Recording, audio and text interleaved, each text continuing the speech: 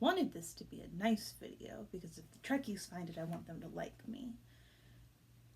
But it was a very long day, so I'm going to cut some corners.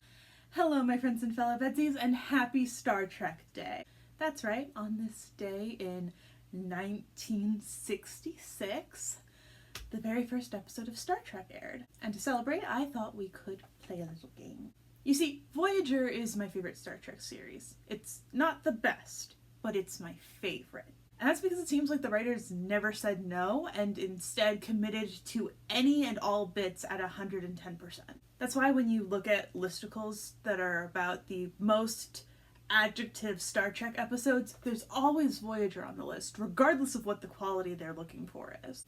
That also means it's very easy to lie about what happens on Voyager.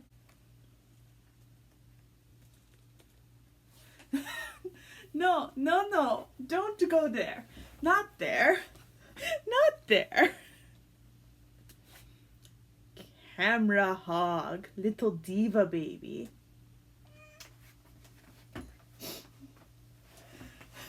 That's going in, you were very cute. After all, if there's coffee in that nebula fighting Dwayne "The Rock" Johnson and the salamander babies from Threshold are real, are there any limits to what the show can do?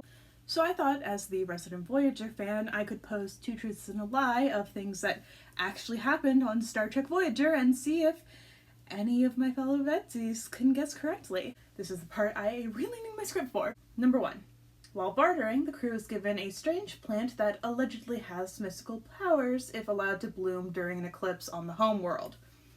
They rush to get there in time, wondering if these strange powers will help them get home.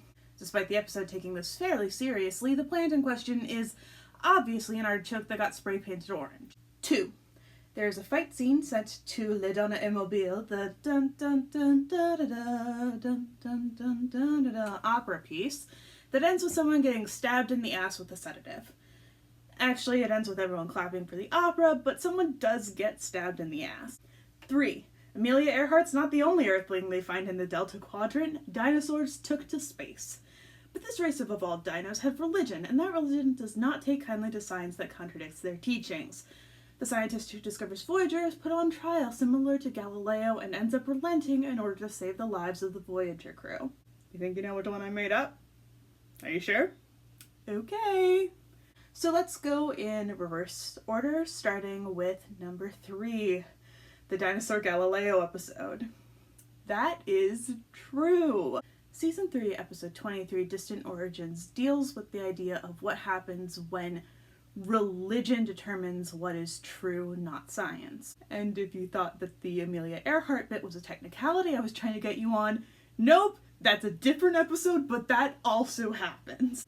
What about number 2, opera fight scene? Well, it's no Fifth Element, but it is true. Sort of. Like, it happens in the show. Specifically, season 6, episode 4, Tinker Tailor Doctor Spy.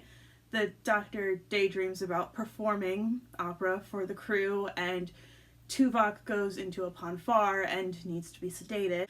So while it's not technically a thing that happens in the canon timeline, it is a thing that happens on the show. And with time travel and alternate universes, that feels good enough.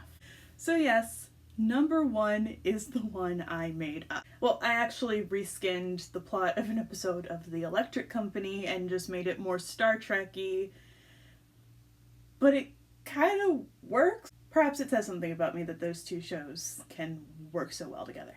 I had a lot of fun trying to figure out how to make this believable, and I think I did a pretty good job. Did you guess correctly? I want to know. Happy Star Trek Day, my friends and fellow VEDSies. Live long and prosper, and I'll see you tomorrow.